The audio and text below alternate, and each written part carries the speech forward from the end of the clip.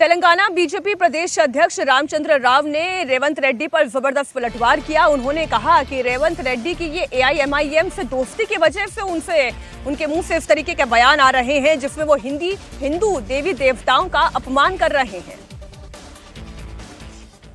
Has gone to an extent of insulting the Hindu gods and goddesses. He says that for the people who have one wife, they have some god.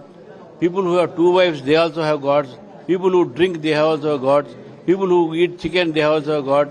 People who eat this type of very statement of CM is insulting to the Hindus and Hindu gods and goddesses. So therefore, Mr. CM has to understand that he must be having friendship with MIM. But this doesn't mean that he should insult the Hindus and Hindu religion and Hindus' faith. Perhaps people may think that after the Jubilee elections, once he made a statement that Muslim is Congress and Congress is Muslim, but he also might turn into Muslim, convert himself into Muslim. That is what people has to think. वहीं हैदराबाद के गोशा महल seat से विधायक T राजा ने भी CM Revanth Reddy पर जबरदस्त पलटवार किया। उन्होंने कहा कि रेवंत रेड्डी भी पहले एबीवीपी में ही थे, कांग्रेस में जाने के बाद उनका खून बदल गया है। रेवंत रेड्डी वो भाषण क्या देता है कि हिंदुओं के कितने करोड़ देवी देवता हैं, शादी जो नहीं करता है उसके लिए एक देवता है हनुमान जी, जिसके दो जुड़वा हैं उसके अलग देवता है, जो शराब पीते हैं उनके अलग देवता है, अलग देवी देवता है। इस प्रकार का भाषण रेवंत रेड्डी ने आज मक्तल में दिया है।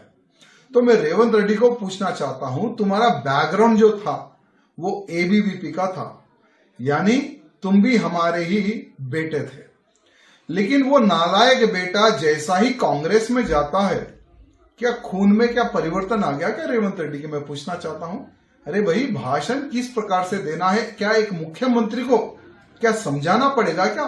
क्यों बार बार हमारे हिंदू देवताओं को इस प्रकार से टारगेट किया जा रहा है? आज ये जो बयान सीएम रेवंत रेड्डी ने दिया है, ये एकदम सोच समझ कर लिख कर हिंदू देवी देवताओं पर कुठाराघात करके हिंदू धर्मावलंबियों की आस्था पर ये हमला करना, क्या इसके पीछे कोई राजनीतिक मंशा है या यही इनकी सोच है, यही इनका बैकग्राउंड है?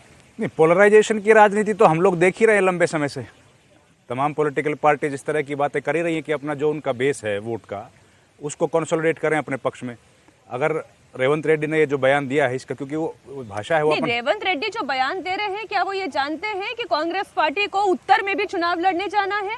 क्या वो ये जान रहे हैं उत्तर प्रदेश में भी चुनाव आएगा, वहां पर भी आपको लड़ाई लड़नी है?